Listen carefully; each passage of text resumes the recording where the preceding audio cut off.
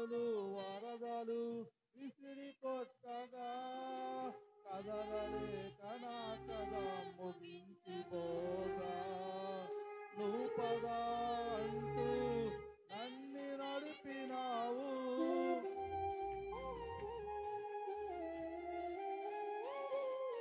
నా జీవిత నావా సాగుతుండగా తుఫానులు వరదలు విసిరి కొట్టగా కదలలేక నా కథ ముగించబోగా నువ్వు పద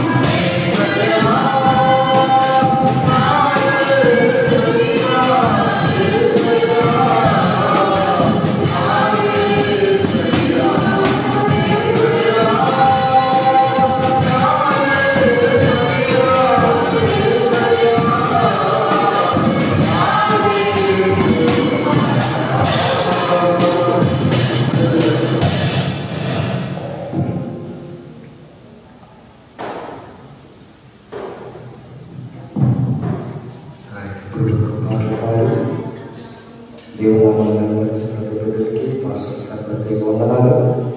దైవం నిర్వహించిన వాటిని చదువుకున్న తర్వాత వెళ్ళిపోతాం. సామెతల గ్రంథము 28వ అధ్యాయము 4 నుంచి 10వ వచనం వరకు దైవజనులు వచ్చి చదువుతారు.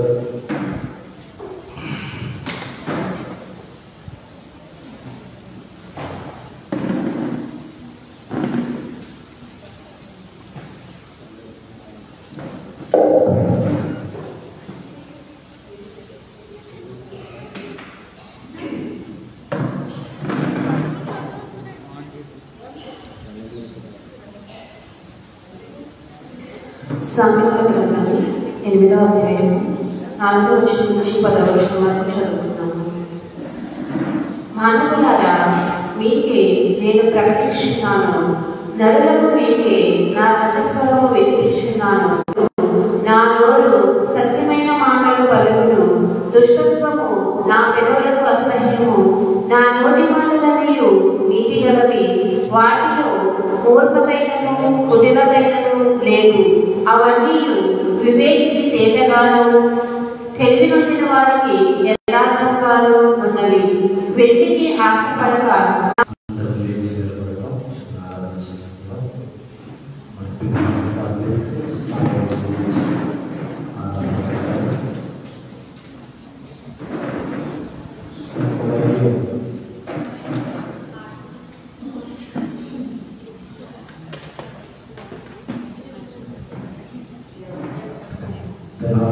సామెతల నుంచి చాలా ఆరాధన చేస్తాం.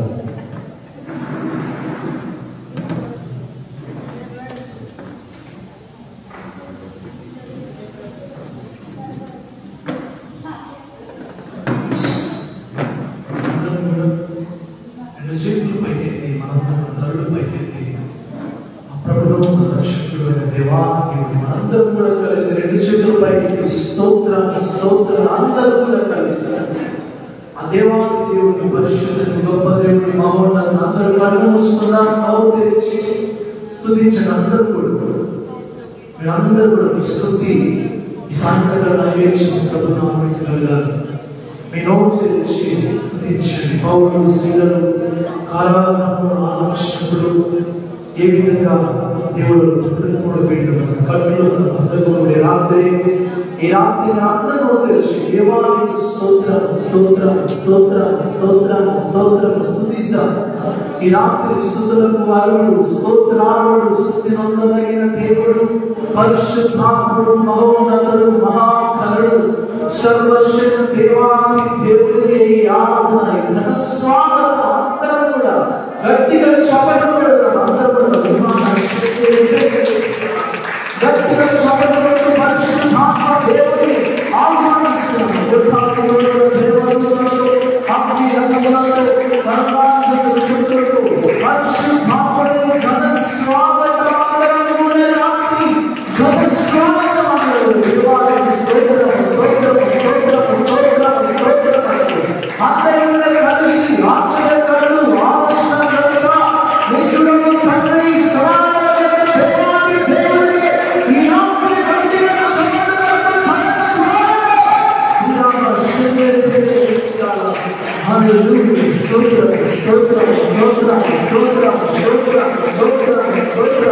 అందరూ కలిసి దేవానికి దేవుని ఘనపరుస్తాం. స్తోత్రం స్తోత్రం స్తుతించండి. అందరూ కూడా కలిసి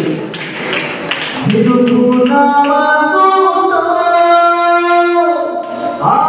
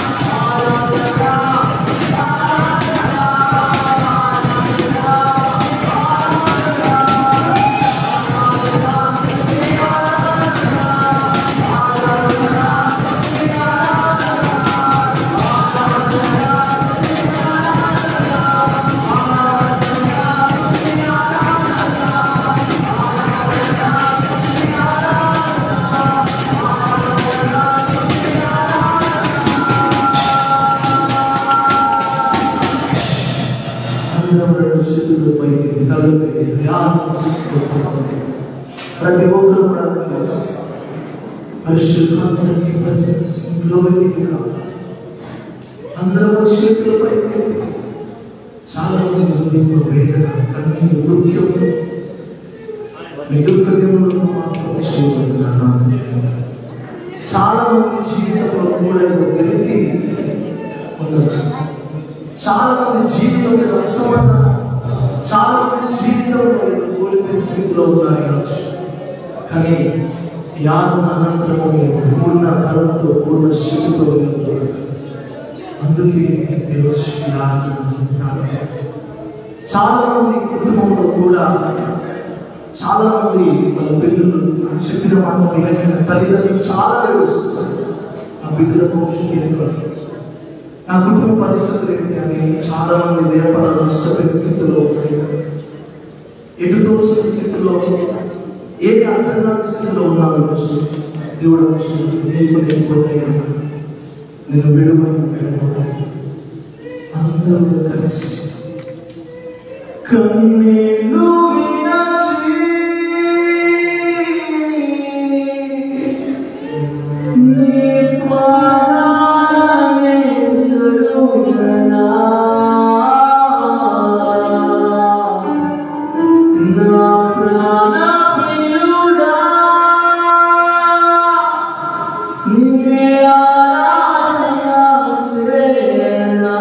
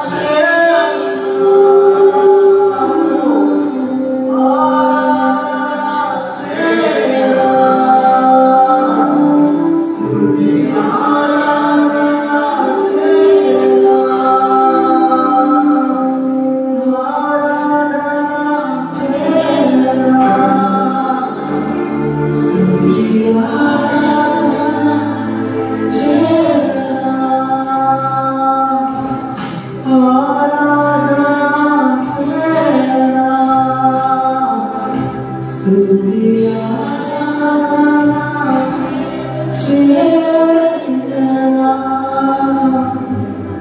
వందనాలు స్తోత్రం. ఈ ఆత్మ ద్వారా ఎవరైనా ఈ ఆత్మ స్థుతి నైవేద్యం కేవలం నీకు మాత్రమే చెల్లును. మీ అమూల్య సమయాన్ని తండ్రి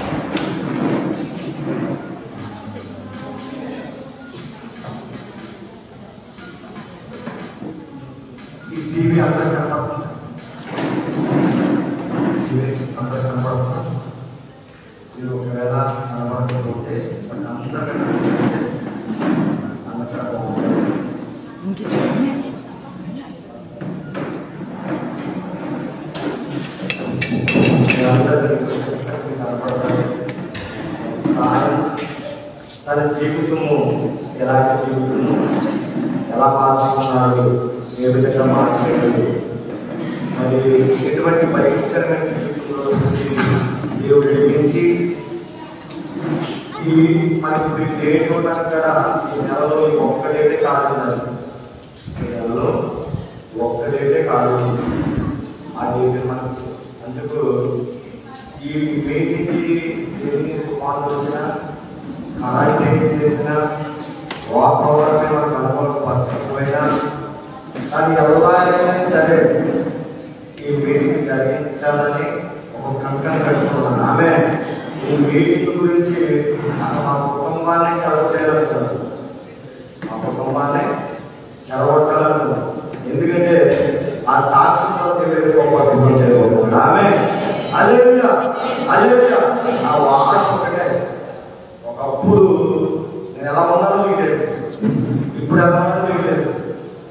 అలాంటి తీసుకొచ్చి ఒక్క అవస్థలను లేపి మనలో మరొక సేవను తయారు చేయాలని ఆశ. హల్లెలూయా హల్లెలూయా. ఎందుకంటే ఇప్పుడు నేను ఎలాగైతే అనేక మంది రక్షిస్తున్నాను, మరి జ్యోతి ఎలాగైతే మరి సంవత్సర విషయంలో మరి సేవా విషయాలు అంటున్నాడు, మరొక ఒక వ్యక్తినైనా సరే మన దొడ్డుపట్ల నుంచి లేపాలని ఆశ. కారణం ఏంటంటే ఒక వ్యక్తి కనుక మనలో రక్షించబడితే ఆ వ్యక్తి ద్వారా ఆ సేవకుడు మనలో ఉంటే ఆ సేవకుడు ద్వారా ఆ ఊరంతా రక్షించబడతారు. ఆమె ఆమె హల్లెలూయా. అదే నా కోరిక. అంతకన్నా మరి మీరు పెట్టు తెచ్చుకోవాలను, లేకపోతే ఏదేదో ఏదో గొప్ప తెచ్చుకోవాలని కానీ, కానీ ఈ ఆశ దేవుడు ఈ రోజు నెరవేర్చదు కాక. ఆమె చాలా మంది అవసరం వస్తారనుకున్నాను, కానీ చాలా గ్రాండ్ గా చేయాలనుకున్నాను. కానీ ఏది ఏమైనప్పటికీ అంతా మనమే. ఆమె అవునా, అంతా కూడా మనమే. మన సాక్ష్యం ద్వారా దేవుడు సాయం వాడుకొని మరి ఈ దూర శబ్దం ద్వారా ఇంటున్న వాళ్ళతో కూడా దేవుడు మాట్లాడి దేవుడు ఒక వ్యక్తిని సేవకుడిగా ఊరు కాక. ఆమె మరి ఈ సమయం అర్థం చేసుకోకుండా దైవ సాయానికి మరి అవకాశం ఇస్తాం. అందరూ చెప్పకూడదు.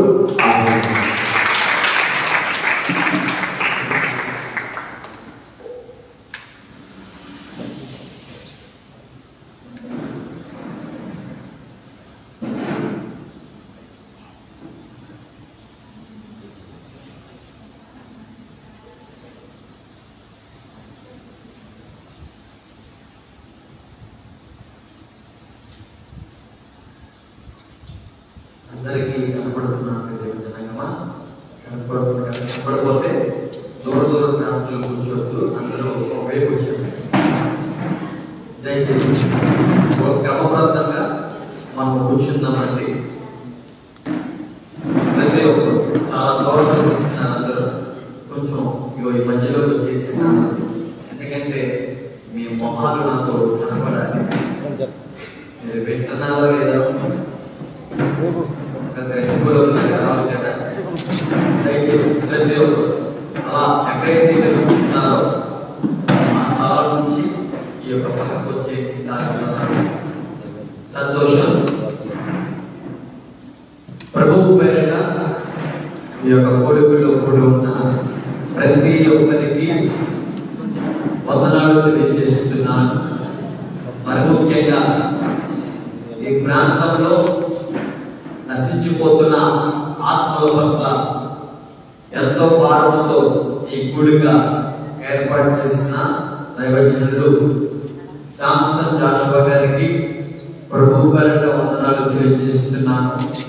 అదే రీతిగా ఇప్పుడు చక్కటి ఆరాధన జరిగించిన దైవజనులకు, ఇప్పుడు వచ్చిన దైవజనులకు ప్రభు పేరిట వందనాలు తెలియజేస్తున్నాను. ప్రియ దేవుని జనాంగమా, దేవుని యొక్క చేతిలో ప్రస్తుతానికి సాక్ష్య పరిచర్య దేవుడు నాకు చెప్పారు.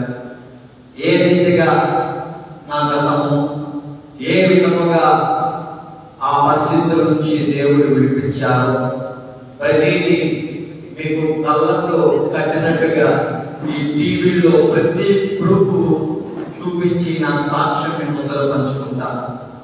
ఏమండి, దేవుడు ఎంతటి వాడినైనా సరే, ఎంత ఘోర పరిస్థితుల్లో ఉన్నా సరే ఆ వ్యక్తిని విడిపించగల సమర్థుడై ఉన్నారు. నా పిల్లవారు హల్లెలూయా. ఇంకా ఆలస్యం చేయను. మరి ముఖ్యంగా టీవీ ఏర్పాటు మనోళ్ళు కొంతమంది ఇప్పుడు మీరు పెట్టిన కదండి పోస్టర్, అది ఏ అనుకుంటున్నారు కొంతమంది, అంటే కొంతమంది ఉన్నారు. ఇటువంటి వారు మేము చాలా మందిని చూసాం.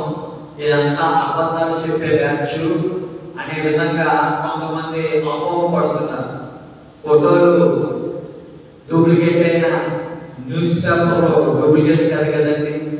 ప్రభుత్వం, పోలీసు వారు ఏ విధంగా సాక్ష్యం ఇచ్చారో కూడా మీకు ఇక్కడ కనపడుతున్న డిస్ప్లేలో నేను చూపిస్తాను.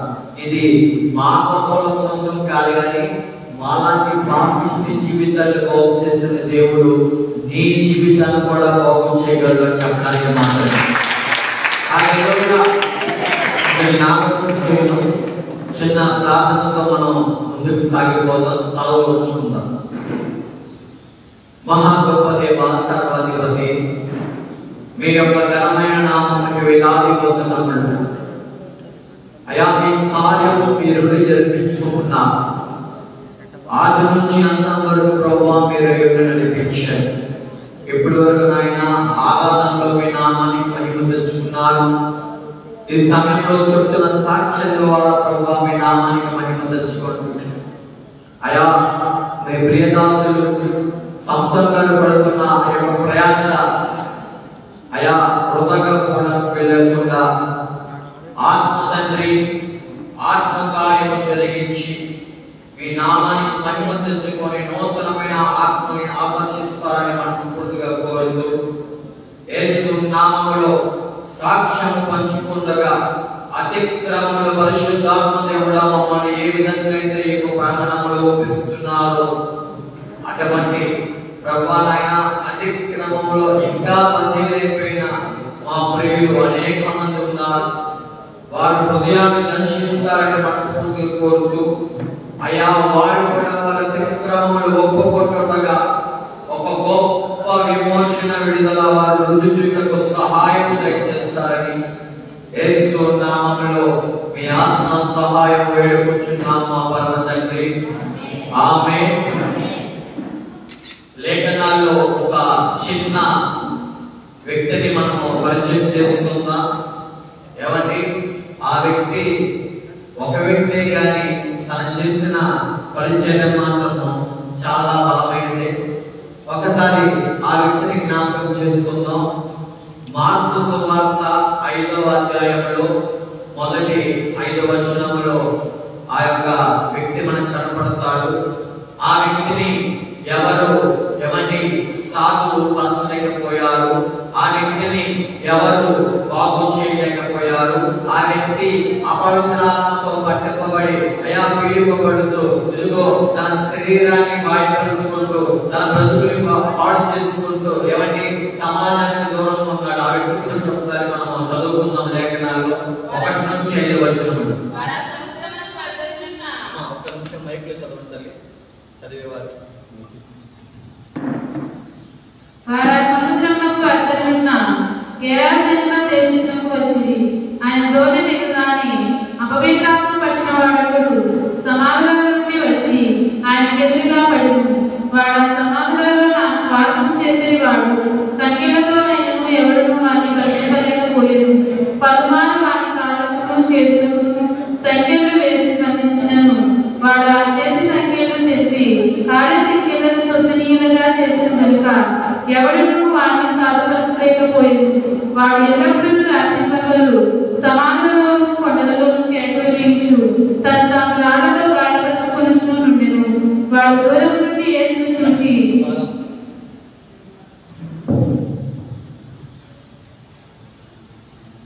ఇక్కడ లేఖనములో ఉన్న భాగంలో ఒక వ్యక్తి గురించి మీరు విన్నారు. ఆ వ్యక్తి ఎవరండి? అపవిత్రాత్మతో బంధింపబడిపోయి విడుదల లేక ఆ వ్యక్తి గురించి మీరు విన్నారు.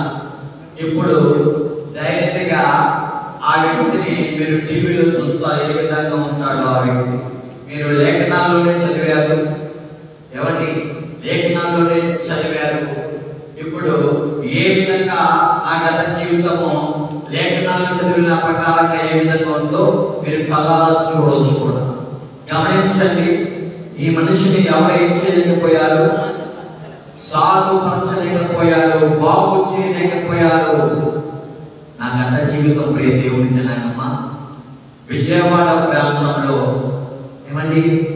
గుణదల దగ్గర ఆ కొండ మీద క్రీస్తురాజపురము అనే ఏరియా పక్కన అరుణ నగర్ అనే ఒక ఏరియాలో ఆ కొండ మీద నివసించే వ్యక్తులుగా సాయి కుమార్ గా పిలువబడుతున్నాను నేను. వాస్తవానికి ఏం పేరు?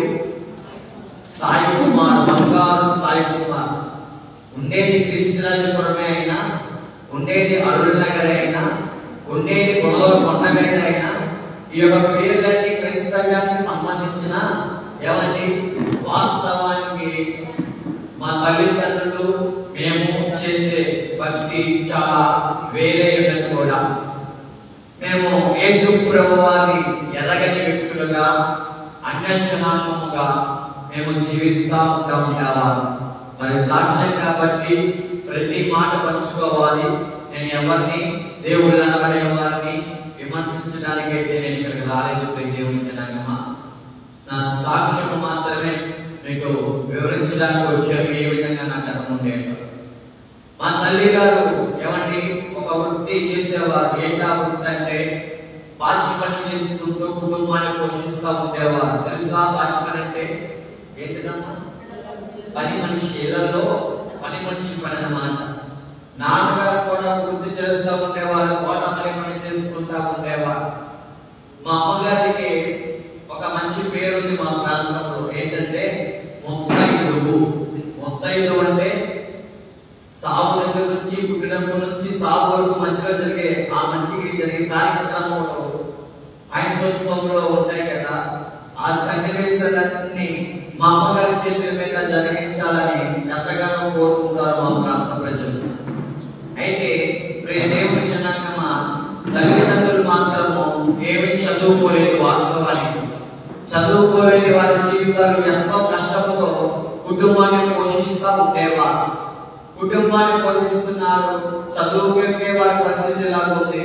మా కొడుకునైనా చదివించుకొని ఇంగ్లీష్ మీడియం స్కూల్లో వాడైనా ఉన్నతమైన శిఖరాల్లో మేము వారిని చూడాలి, వారి యొక్క భవిష్యత్తు బాగుండాలి అని ఎవరు ఆలోచిస్తున్నారు?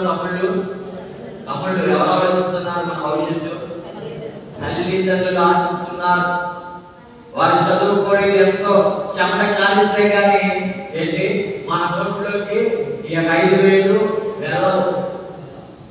ఆ రకంగా వారి కష్టం మనకి రాకూడదని మనం ఎంతగానో ప్రేమిస్తూ ఎంతగానో ప్రారంభిస్తున్న ఆ తల్లిదండ్రులు ఒక మంచి కాన్వెంట్ స్కూల్లో నుండి చదివిస్తున్నారు. ఆ సమయంలో నాకంటే ముందుగా 2 ఆడపిల్లలు, వారికి నాకంటే ముందు 2 ఆడపిల్లలు. పెద్దయ్య పేరు దుర్గాదేవి గారు, రెండో పేరు సత్యవతి గారు, తండ్రి గారి పేరు అప్పారావు లక్ష్మి గారుగా పిలువబడుతున్నారు. నా పేరేదో చెప్పాను, బంగారు సాయి కుమార్. ఒక చిన్న ఇల్లు మాది. ఆ చిన్న ఇంట్లో ఏమంటే నా తల్లిదండ్రులు వారి కష్టాన్ని, వారి యొక్క చెమట ఐదైతంలో కాలుస్తూ వారి ఇష్టాన్ని చంపుకొని, వారి యొక్క కోరికలు చంపుకొని నా జీవితము నా కోరికలు తీరుస్తూ ఉండేవారు. ఎవరి భవిష్యత్తు బాగుండాలని తమ్ముడు? ఎవరి భవిష్యత్తు బాగుండాలని? మన జీవితాలు బాగుండాలని తల్లిదండ్రులు అంత కష్టపడుతున్నారు. నేను ఎందుకు ఈ మాట చెప్తున్నానంటే, అంత కష్టపడి తల్లిదండ్రులను గ్రహించలేదు నా బాల్య దినాల్లో. మీరు ఆ పని చేయడం చెప్తున్నాను. వారి విలువేంటో మీకు అర్థం కావాలని ఎంతసేపు తల్లిదండ్రుల యొక్క వారి గురించి నేను మాట్లాడుతున్నాను. ఏమంటే తల్లిదండ్రులు ఏ విధంగా ఉంటే మనకి మరో తల్లిదండ్రులు ఉన్నారు చెప్పండి. ఆత్మీయ తల్లిదండ్రులు.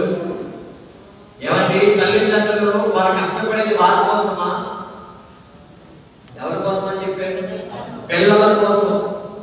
ఆత్మీయ తల్లిదండ్రులు పాటుపడేది ఎవరి కదా వారి కోసమా? విశ్వాసులైన వారి పిల్లల కొరకు, ఆత్మీయ పిల్లల కొరకు పాటుపడుతున్నారు. గమనించాలి ఇక్కడ. ఏమంటే అంత ప్రయాసపడుతున్న తల్లిదండ్రులు నేను ఏం చేస్తున్నాను తెలుసా? విలువ ఇవ్వట్లేదు నేను, వారి కష్టముకి గ్రహించట్లేదు నేను. బాల్యతనం నుంచే గాఢంగా పెరుగుతున్నాను కాబట్టి మాట వినని స్వభావంతో జీవించే వ్యక్తిగా జీవిస్తున్నాను. తమ్ముడు సావాసం ఎవరితో తెలుసా? సినిమాలతో. తమ్ముడు సావాసం ఎవరితో తెలుసా? సినిమా హీరోలు. వారు కనపడే ఆ యాంత్రికమైన జీవితంతో. సావాసం ఎవరితో తెలుసా? లోకపరమైన స్నేహితులతో. సావాసం ఎవరితో తెలుసా? ఆ సినిమాలో కనపడే ప్రేమ చిత్రాలతో. ఏమండి యవ్వన ప్రయాణం వచ్చాక దేవుని జనాంగమా, యవ్వన ప్రయాణం వచ్చాక ఈ లోకపరమైన సినిమాల ప్రేమలను ఎంతగానో ప్రభావితం చేస్తే ఎంతలా అంటే నా కళ్ళ ముందు కనపడే తల్లిదండ్రుల ప్రేమ కూడా కనపడనంత గుడ్డితనం నాకు వచ్చేసింది. కళ్ళు ఉన్నా సరే ఏ ప్రేమ కనపడుతుందో తెలుసా? సినిమాల ప్రేమ. వాస్తవానికి నేను పాడైపోవడానికి కారణము ఈ సినిమాల ప్రేమ. ఆ సినిమాల ప్రేమ చూస్తున్న నేను నా జీవితంలో ప్రేమ ఉంటే బాగుంటుంది కదా అనుకుంటూ స్కూల్ డేస్ లో మీరు నమ్మరు, ఏమండి 8, 9, 10వ తరగతుల్లోనే ఈ ప్రేమ చిత్రాలను ప్రభావితం చేసి ప్రేమ వైపు అడుగులు వెళ్తా ఉండగా ఒకరిని ప్రేమించాను నేను. గబుక్కుని ఇక్కడ ఎవరైనటువంటి పరిస్థితుల్లో ఉంటే ఒక్కసారి ఎవరిస్తులా వేసి ప్రేమ గురించి చెప్పు అంటే వ్యక్తమ్మ వేసుకున్న మొహం చూస్తారు. వాళ్ళు ఏంటండి ప్రేమించుకుంటున్నామని ఎవరైనా ఉంటే వాళ్ళిద్దరు లేపి ఒకసారి ప్రేమ గురించి నాకు చెప్పనంటే సమాధానం మా దగ్గర ఉండదు. ఏ ప్రభావితం ఇదంతా? సినిమాల ప్రభావం అన్నమాట. మనకు తెలియకుండానే ఈ యొక్క సినిమాలు అనేవి, ఈ సీరియల్ అనేవి, అందులో కనపడే చిత్రాలు, సన్నివేశాలు, డైలాగులు, ఏవైతే మాటలు ఉంటాయో మనిషిని ఎంతగానో ప్రభావితం చేస్తాయి. దేవుని జనాంగమా, ఉదాహరణ నా జీవితమే, నాదే కాదు అనేక మంది యవనస్తుల జీవితం పాడైపోవడానికి కారణం సినిమాలే. దావీదు జీవితం ఎక్కడ నేర్చుకున్నాడో తెలుసా? సినిమాలు చూసే. ఏమంటే ప్రేమైపోయిందని ఒక రోజు ఎలా ఉందంటే నా పరిస్థితి, నేను ప్రేమించిన దూరం అయిపోయింది అదే అనుకుంటూ ఒక రకమైన కలవరమాలో పనిచేస్తుంది, ఒక రకమైన వేదనలో పనిచేస్తుంది. ఈ కలవరం, వేదన, ఈ విధంగా ప్రేమైపోతే ఈ రకంగా ఉండాలని ఎక్కడ చూసాను ఎక్కువ నేను? సినిమాలోనండి బాబు. ప్రేమైపోతే తమ్ముడు దెబ్బకని వేసుకుని ఉంటాడంటావా హీరో? ఎలా ఉంటాడు ప్రేమైపోతే? ఏమండి జుట్టులు పెంచే వ్యక్తిగా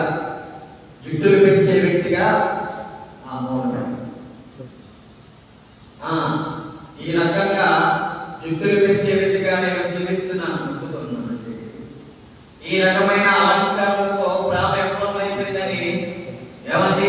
ఆ రకమైన అలంకారంతో జీవిస్తున్నా, జుట్టు పెంచాలని ఎక్కడ చూసి నేర్చుకున్నాను? ప్రారంభం అయిపోతే సినిమాలో చూసే, ఆ తర్వాత మత్తు పదార్థాలు నాకు సమాధానం ఇస్తాయనుకుంటూ మత్తు పదార్థాల వైపు వెళ్ళడం బ్యాటరీ బాబు. ఏమండి? మత్తు పదార్థాలు, సిగరెట్లు, గంజాయి అలవాట్లు ఏమండి శాంతి సమాధానం ఇస్తాయని హీరో చెప్తుంటే విన్నాను నేను. శాంతి సమాధానం ఇస్తాయా? ఇవ్వదు కదా. ఆరోగ్యాన్ని పాడు చేస్తే గ్రహింపులేని వ్యక్తిగా జీవిస్తున్నాను. దేవుని జనాంగం మత్తు పదార్థాలే సమాధానం ఇస్తాయనుకుంటూ, మత్తు పదార్థాలే ఆనందం ఇస్తాయనుకుంటూ, మత్తు పదార్థాలే నా ఉన్న కాలం పోగొడతాయనుకుంటూ వాటితో సహవాసం చేయడం మొదలవుతుంది. మత్తు పదార్థాలతో సహవాసం చేశాక ఏమండి? పెద్దలేంటో అర్థం కావట్లేదు, చిన్నలేంటో అర్థం కావట్లేదు, అమ్మా నాన్న ఏంటో అర్థం కావట్లేదు. ఎలా మారిపోయిందంటే నా మహోన్నతమైన ప్రవర్తన. ఏమండి? ఎంతో ప్రేమించిన అమ్మని అంటున్నాను, ఎవరు కనమన్నాడే నేను అనుకుంటూ మాట్లాడుతున్నాను. నేను ఎంతో ప్రేమించిన తండ్రిగా అంటున్నాను, నువ్వెవరో నాయన అనుకుంటూ తండ్రిని కొట్టే ఒక మోటమైన ప్రవర్తన జరుగుతుందని. ఏమండి? జుట్టులు ఆ విధంగా పెంచేస్తున్నాను. వాస్తవానికి సినిమాల్లో వాళ్ళు నిజంగా పెంచుతారా తెలియ విగ్గులు పెట్టుకుంటారు. చూసే వ్యక్తికి ఏమవుతుంది? ప్రభావితం, బలంగా ప్రభావితం అవుతుంది. గతంలో ఈ రకంగా పెంచాలి, ఈ విధంగా అలంకరించుకోవాలనుకుంటూ కన్నాల ప్యాంట్ వేసుకొని స్టైల్ అంటున్నాను నేను. ఏమంటే ఇక్కడ చెవిడి దుద్దులు పెట్టుకుని స్టైల్ అంటున్నాను. వాస్తవానికి ఈ ఎడమ చెవి దుద్దులు ఎవరు పెట్టుకుంటారో తెలుసా? నపుంసకులు పెట్టుకుంటారు. చరిత్ర చెబుతుంది. ఏమంటే వాస్తవానికి ప్యాంటు నేను ఇక్కడ వేసుకోకుండా కిందకి వేసుకున్నాను, లోకి పడుకుంటూ స్టైల్ అనుకుంటున్నాను. కానీ నపుంసకులు వేసుకుంటారు అలాగా తెలియక స్టైల్ అనుకుంటూ నేను వేసేసుకుంటున్నానండి. పచ్చబొట్లు వేసేసుకుంటున్నాను. పచ్చబొట్లు శరీరం అంతా ఎగిరించేసుకుంటున్నాను, స్టైల్ అనుకుంటున్నాను. కానీ ఒకప్పుడు బానిసలు వేసేవారు పచ్చబొట్లు అనే చరిత్ర తెలియని వ్యక్తిగా. ఎవరికి మీరు చూస్తే పొట్ట వెంట గమనిస్తే ఎక్కడ పడితే అక్కడ పచ్చబొట్లు వేయించుకుంటూ శరీరాన్ని పాడు చేసుకుంటున్నాను. ఏమండి? ప్రయాణం ఎక్కడమైపోతే ప్రేరు పెట్టుకొని చేతులు కోసుకునే వ్యక్తిగా బ్రతుకుతున్నాను. ఎక్కడ నేర్చుకున్నానమ్మా చేతులు కోసుకోవాలని? సినిమాలు ప్రభావం తమ్ముడు. ఆ నటనాలయం ఒక మనిషికి అంత ప్రభావితం చేతులు చెరువేపు నడిపిస్తున్నాయి చూసావా? నేనే కాదు, నీవు కూడా ఆ చిక్కులో కొద్దో గొప్ప చూసుకో. ఏమండి? ఆ రకమైన ప్యాంటు వేసుకుంటే తల్లిదండ్రులకి ఆనందం ఉంటుందంటారా? ఏమన్నా మీకు ఉంటుందా? మీ కుమారుడు ఆ విధంగా ఉంటే మా అమ్మగారు ఎవరికి చెప్పించేది? ముత్తయ్య గారు ఎక్కడికి వెళ్ళినా కొంచెం పెద్ద మనిషి కొన్ని మాటలు చెప్తారు ఎవరికి. మరి వినేవాళ్ళు ఏమంటారు చెప్పనా? అమ్మ మీ కొడుకు జీవితమే సరిపడదు, మరి నువ్వు మాకు చెప్తున్నావు నీతులు అంటా ఉండేవా? ఆ యొక్క మాటలన్నీ హృదయానికి పుచ్చుకొని అమ్మ అనేది ఎలా నీ మీద ఎన్ని ఆశలు పెట్టుకుంటూ వేల ఫీజులు కడితే చదువు సత్యం అనేసి ఊళ్ళ మీద తిరుగుతున్నావు, స్నేహితులు అనుకుంటూ అయ్యో రాజకీయ నాయకులు అనుకుని వెళ్ళిపోతున్నావు, వాళ్ళ ఎదురికి పెడతారనుకుంటూ వారి చేపతో పొలకి పట్టుకోనండి. అబ్బా వారే సర్వస్వం అనుకుంటూ బతుకుతున్నాను. మా అమ్మ నాకు ఏమైనా నా అమ్మలు వచ్చేస్తారు మా అమ్మ అనుకుంటూ ప్రవర్తిస్తున్నాను. దేవుని జనాంగం లైఫ్ ఫోటో బయట ర్యాలీతో రాజకీయ నాయకులు వెనకాల తిరుగుతున్నాను నేను. బలం ఉంది, బలం ఉంది, మన వెనకాల అనేక మంది వచ్చేస్తున్నారు. ఇంకేంటి అనేక అహంకారంతో కానీ వాళ్ళను వాడుకుంటున్నారే, నా యొక్క బలాన్ని వాడుకుంటున్నారే, నా శక్తిని వాడుకుంటున్నారే అని గ్రహింపలేదు. ఏమిటి? తల్లిదండ్రులు విధేయత చూపించట్లేదు. కన్నారన్న వారు విధేయత ఎవరు చూపిస్తున్నారో తెలుసా? రాజకీయ నాయకులకు వాళ్ళ వారు చూపిస్తున్నాను విధేయత. ఎవరి? ఆ రకంగా 24 గంటలు ఎంతసేపు మత్తులనే తిరుగుతూ స్నేహితులతో దొంగతనం చేస్తూ దారి దోపిడీ చేస్తూ విజయవాడకి ఏమంటే మారు పేరు ఏంటంటే విజయవాడ బ్యాడ్ బాయ్స్ సాయిగా ఒక పేరు పెట్టుకున్నానండి. తల్లిదండ్రులు సాయి కుమార్ గారు ఎంత ఇష్టంగా పెట్టుకుంటే నేనేమో బెజవాడ బ్యాడ్ బాయ్ సాయిగా, బ్యాడ్ బాయ్ అంటే తెలుసా తెలుగులో చెడ్డ అబ్బాయి, చెడ్డ అబ్బాయి సాయిగా పిలువబడుతూ ఈ ఫేస్బుక్ లో ఇన్స్టాగ్రామ్ లో ఉన్నాయి చూసారా, అందులో వైలెట్ కలర్ కలుగుతున్నాను. వైలెట్ కలర్ ఫేస్బుక్ లో ఇన్స్టాగ్రామ్ లో ఏమైతే ఉన్నాయో ఎవరి వాటిలో ఈ రకంగా క్రియేట్ చేస్తూ ఇష్టానుసారంగా టిక్ టాక్ అనుకుంటూ జీవిస్తున్నాను. నేను టిక్ టాక్ అనుకుంటూ జీవిస్తున్నాను. ఆ రకంగా ఉంటుండగా ఎలా ఉంటుందంటే ప్రవర్తన అంతా ఎలా ఉందంటే ప్రవర్తన అంతా చాలా అంటే చాలా దారుణంగా మారిపోతుంది. బంధుప్రియ అంటున్నారు, అమ్మ సాయిని ఎందుకు వాడి గురించి విషయం పెట్టి చనిపోయి ఎవరికి లెక్క చేయలేదు. వాడు ఎవరు మనిషి చెప్పినా సరే గమనించలేదు. వాడు నిజమే ప్రవర్తన అలా ఉంది. ఏమంటే పోలీసులు కూడా తట్టుకోలేకపోతున్నారు మమ్మల్ని మేము చేసే అధికారం బట్టి. విజయవాడలో ఎన్ని పోలీస్ స్టేషన్లు ఉన్నాయో ఒక్క పోలీస్ స్టేషన్ తప్ప అన్ని పోలీస్ స్టేషన్ వ్యతిరేకంగా ఏమంటే కళ్ళలో పిచ్చి రాష్ట్రం పిండుతున్నారు, కొడుతున్నారు. అయినా సరే మాలో కూడా కొంచెం కూడా మార్పు అనేది రాకుండా ఇష్టానుసారంగా మేము జీవించే వ్యక్తులుగా ఉంటున్నాం. ఆ విధంగా ఉంటుండగానండి డబ్బు కావాలి కదా యవ్వన ప్రాయంలో. ఆ డబ్బు కొరకు ఏది చేయడానికైనా తప్పుడు పనులు, అపకరమైన పనులు, దూర ప్రాంతాల నుంచి గంటే తరలించి విజయవాడ ప్రాంతంలో వాటిని విక్రయిస్తూ అనేక మంది యవనస్తులైన స్టూడెంట్స్ జీవితాలు పాడు చేసే వ్యక్తులుగా ఉన్నారు. అనేక మంది ఆడపిల్లలకు అలవాటు చేసి ఆ మత్తు పదార్థాలు వాళ్ళ శరీరాలు చెరిచే వ్యక్తులుగా జీవిస్తున్నాం. మేము అనుకుంటున్నాము మత్తు పదార్థాల్లోనే ఆనందమని, మేము అనుకుంటున్నాము ఏమంటే గంజేలోనే డ్రగ్స్లోనే ఆనందమని, మేము అనుకుంటున్నాం ఆడపిల్లలతో తిరిగితే ఆనందం అనుకుంటున్నాం, మేము అనుకుంటున్నాం ఎన్నమాల పదం చేసుకొని తిరిగితే ఆనందం అనుకుంటున్నాం.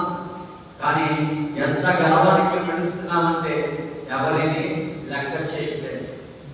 ఒకరోజు 24 గంటలు ఆ మత్తు పదార్థాలతో జీవించిన తర్వాత మరి శరీరం అనేది ఎలా ఉంటుందండి మనిషిది అని తట్టుకుంటుందంట. శరీరం ఒక పద్ధతి ఉంది, ఒక పద్ధతి ఉందండి మనిషి యొక్క శరీరానికి.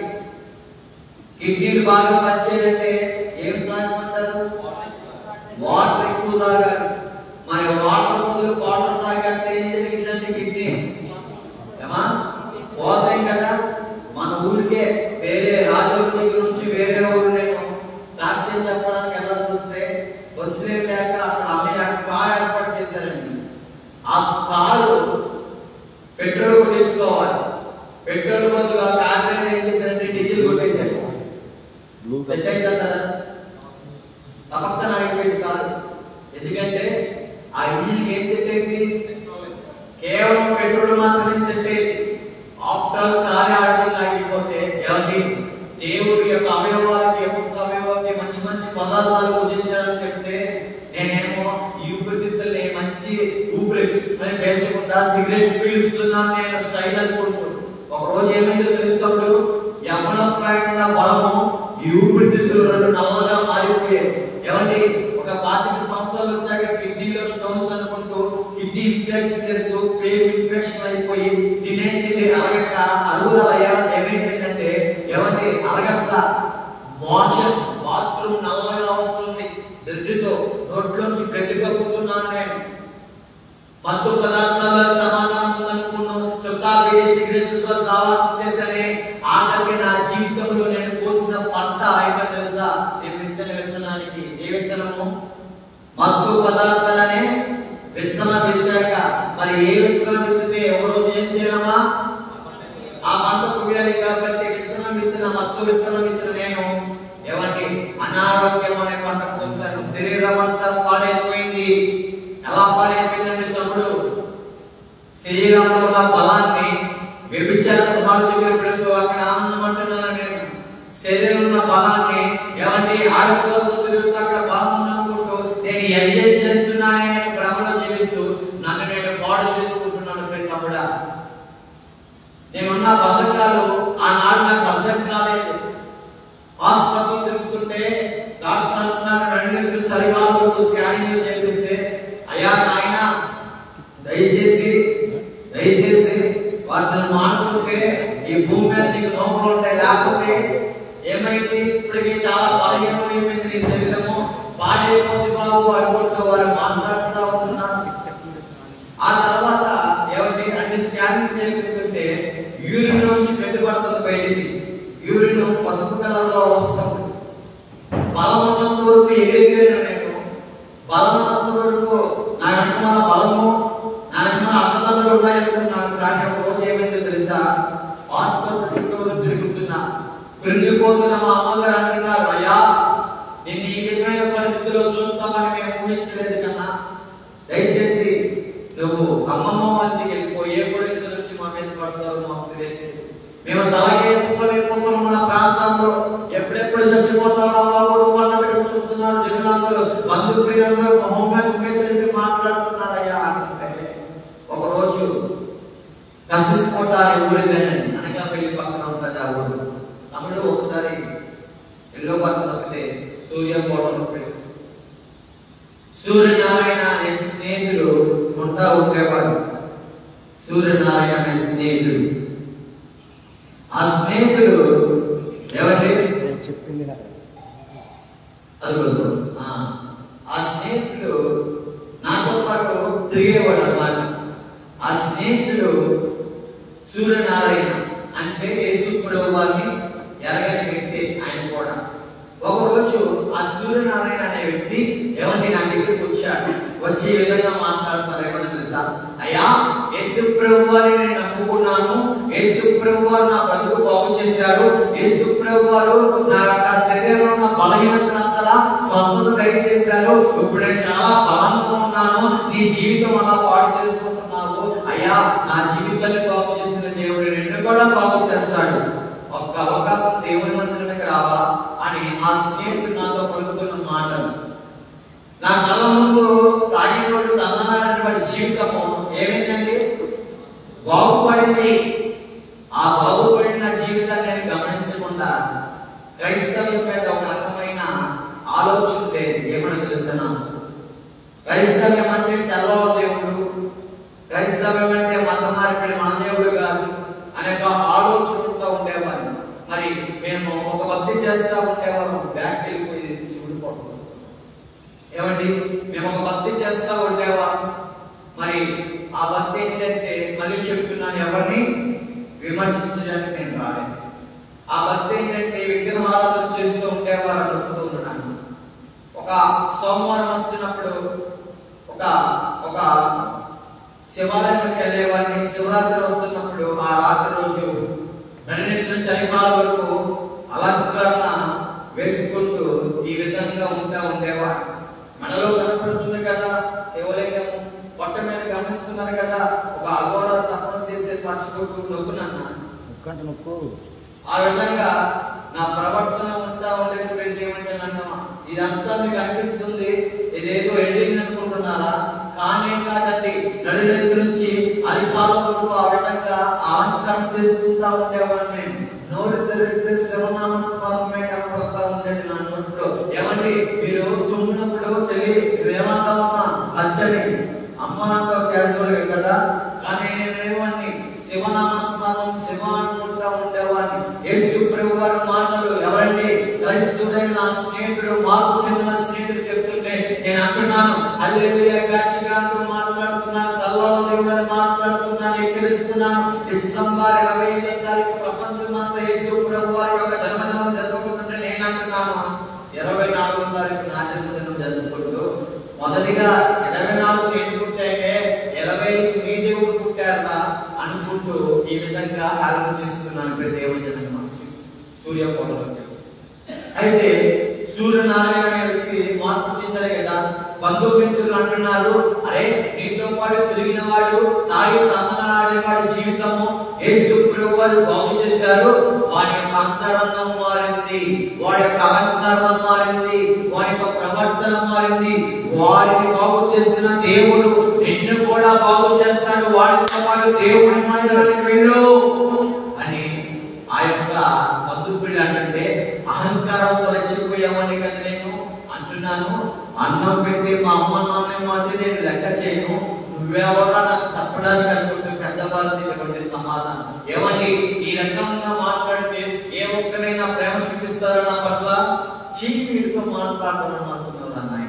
వెంట మీద రాజేస్తే ఆ గంట మన మీద అలాగే పడిందో వీటి నోట్లో నోరు పెడితే అలా ఉంటుంది అనుకుంటూ వాళ్ళందరూ అంటుంటే అనేవాడిని, ఏ ఒక్కరు నన్ను ప్రేమించద్దు, నా ఇష్టం మీద నా ఎవరో నా ఇష్టం నాకు నచ్చినట్టుగా నేను జీవిస్తాను అనుకుంటున్నాను. నాకు నచ్చినట్టుగా నేను జీవించేటప్పుడు బాగుపడ్డానా? ఆరోగ్యం ఉందా? విలువ ఉందా? నా వంటి తల్లిదండ్రులకి మర్యాద జరుగుతుందా? లేదే. నాకు సంతోషం లేదు, తల్లిదండ్రులకు సంతోషం లేదు, మా ప్రాంత ప్రజలకు కూడా సంతోషం లేదు. మా అమ్మమ్మ గారు ఒక క్రైస్తవురాలండి. ఏమండి? మా అమ్మగారు అమ్మ ఎవరు? క్రైస్తవురా. ఆమె అమ్మగారు కన్నీటితో ప్రార్థన చేసేది తెలుసా? ఏమండి? ఆ ప్రార్థన వినపడేటప్పుడు నేను ఎన్ని మాటలు ఎక్కడించాడో తెలుసా? కన్నీటితో ప్రార్థన చేస్తే వీరేమైనా జంతువులు రాసుకుని నడుస్తున్నారేంటి అనే నోరు నాది గతంలో ఆత్మతో పరవశించిపోతూ దేవుళ్ళలో నేలమైపోతూ నూతనమైన అభిషేకం పొందుకుంటుంటే వీరికి ఏమైనా దయ్యములు పట్టుకున్నాయా ఏంటి? అన్ని వ్యక్తులు నేను అన్ని హాస్పిటల్ అయిపోయినాయండి. అన్ని హాస్పిటల్ తిరిగేశాను. ఇన్ని కోర్సులు పెట్టుతున్నాను, టాబ్లెట్లు. ఏమండి? ఆ రకంగా టాబ్లెట్లు పెట్టుకున్నాను కదా, నా శరీరం అంతా బలహీనపడిపోతే మార్పు చెందిన ఆ సహోదరుడు అంటున్నాడు, అయ్యా బాబు నీ జీవితం ఎలా పాడు చేసుకుంటున్నావు? నెమ్మది సమాధానం అనేది మత్తు పదార్థాలతో లేదురా. సిగరెట్ తాగితే టెన్షన్ పోతా నువ్వు అనుకుంటున్నావు, కానీ టెన్షన్ కాదు పోయేది, ఊపిరితిత్తులుగా బాబు పోయేది. నువ్వు అనుకుంటున్నావు స్థాయి సమాధానం, శాంతి, వ్యభిచార ప్రభావాలు జరుపుకుంటున్నావు, కానీ అవన్నీ మనల్ని మాలిన్యం చేస్తున్నాయి, మన శరీరాన్ని అపవిత్రం చేస్తున్నాయి. నాయన అయ్యా నా మాట విని దేవుడికి అవకాశం ఇవ్వాలనిపిస్తున్నాడు. ఎవరైనా స్నేహితుడు మార్పు చెందిన స్నేహితులు అంటున్నాడు, మన యవ్వన ప్రాయమంతా ఈ లోకానికి నచ్చిపెడతా ఉన్నాం. అయ్యా యవ్వన ప్రాయంలో మనం దేవుడికి బాణములుగా దేవుడి చేతిలో బాణములుగా ఉండాలి. యవ్వన ప్రాయంలో మనం దేవుడి చేతిలో బలవంతులై ఉండాలి నాయన. కానీ యవ్వన ప్రాయంలో అపవాదికి అవకాశం ఇచ్చి వారి చేతిలో కీడు బొమ్మలుగా ఇదిగో ఆ బానిసత్వం నుండి ఆ అపవాదికి బానిసలైపోతా ఉన్నాం. ఆ బంధకం నుంచి నా జీవితాన్ని విడుదల దయచేసిన దేవుడు నీ జీవితాలు కూడా విడుదల చేయడానికి సిద్ధంగా అని ఆ స్నేహితుడు పలుకుతున్నాడు సాక్ష్యం. ఆ మాట నేనేమంటున్నాను తెలుసా? ఓలరే నీ దేవుడు నీ గొప్ప అయితే నా దేవుడు నా గొప్ప ఉన్నాడా? నా ప్రవర్తన చూసావు కదా, నా పట్టభాగంలో ఎవరు చూసావు కదా, నా పట్టుభాగంలో ఏ పచ్చబొట్టు చూసావు నువ్వు తెలుసు కదా, నువ్వేంటో నాకు చెప్తున్నావు మాట్లాడుతున్నాను. ఏమండి? ఆయన కూడా దేవుడిని రుచి చూసిన క్రైస్తవులు ఏం చేస్తున్నాడు తెలుసా? అయ్యా అవకాశమయ్యా మీ దైవం అడుగుతారు చూడండి, బాబు అవకాశం అవకాశం. ఒకసారి ఫోటో మార్చుకున్నాను. ఏమండి? ఒక ఆదివారం పూట దేవుడి మందిరానికి వెళ్ళానండి. దేవుడి మందిరానికి వెళ్తే దైవజనుడు ప్రార్థన చేస్తున్నా. ఇంత జుట్టేసుకొని తమ్ముడు చర్చికి వెళ్ళానండి. ఇంత జుట్టేసుకుని వెళ్ళాను. దైవజనుడు అంటున్నారు, అయ్యా ఈ ప్రాంతం కోసం నశించిపోతున్న వారి కోసం మేము ఎంతో పాటుపడుతున్నాం, దేవుడి బాధలు పట్టుకొని కన్నీరు కలుస్తున్నాం, మా శరీరం మేము బాధపడుతున్నాం, మీ కోసం మేము విజ్ఞాపన చేస్తున్నాం, మీ కోసం మేము ప్రార్థన చేస్తున్నాం. దయచేసి హృదయపూర్వకంగా దేవుడి తల్లిదండ్రులు ఎవరిలా నీ ఎవరి వాళ్ళంతా పోగొట్టుకుంటున్నాం, నీ ఎవరి వాళ్ళంతా శ్రీనిస్తున్నాం. అయ్యా దయచేసి నా మాట వినం అనుకుంటూ ఎవరు చెప్తున్నారు మంచి మాటలు? తమ్ముడు ఎవరు చెప్తున్నారు? తమ్ముడు ఎంతగానో మన కోసం కన్నీరు కాస్తున్నా స్థానిక దైవజనులు ఏమండి? అంతలా ప్రయాసపడుతున్న వారికి నేను ఇస్తున్నాను తెలుసా బహుమానం? ఇదే నోటితో పచ్చి గుర్తు తిరుగుతున్నాను. నన్ను నా కోసం మంచి